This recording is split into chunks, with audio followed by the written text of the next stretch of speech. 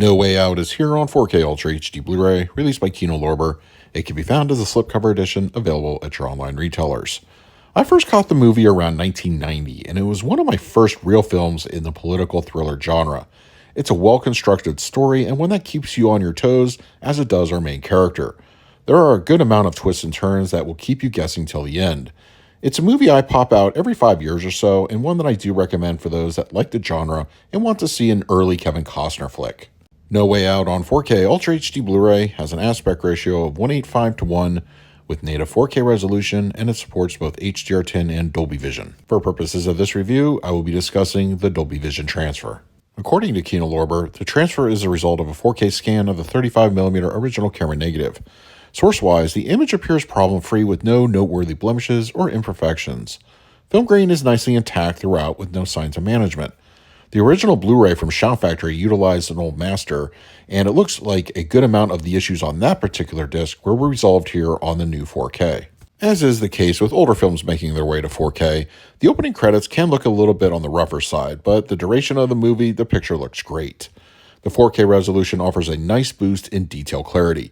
Close-ups reveal more in-depth textures and facial features, clothing, and set pieces. Mid-level shots show appreciable enhancements as well.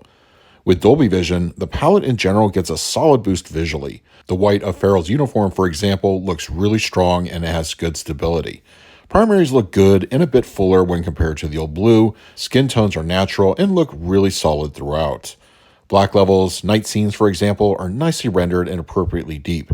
Shadow detail is strong with no signs of obvious crush. No Way Out on 4K Ultra HD Blu-ray supports a DTS 5.1 audio mix as well as a DTS 2.0 track. Of the two options, I chose to watch the film in its duration with the DTS 5.1, and it's more than a serviceable audio experience. There's generally some light ambience that pushes through the surround speakers, most active in the sequence where Farrell is rescuing the crew from dangling overboard in the storm as wind and raindrops whip around the environment. For most of the film, there is some gentle light ambience, crowd noise, etc., and beats of score that fill out the room nicely. Dialogue is clean and easy to understand with no problems, and the front speakers complement the center channel well. The low end is about what you'd expect for a thriller, as it doesn't get too much to do other than the aforementioned storm sequence or during the chase scene when the two cars collide, but it does succeed in accentuating certain in-film moments, mostly in regard to the score. I gave the 2.0 track a quick day in court, and it sounded fine.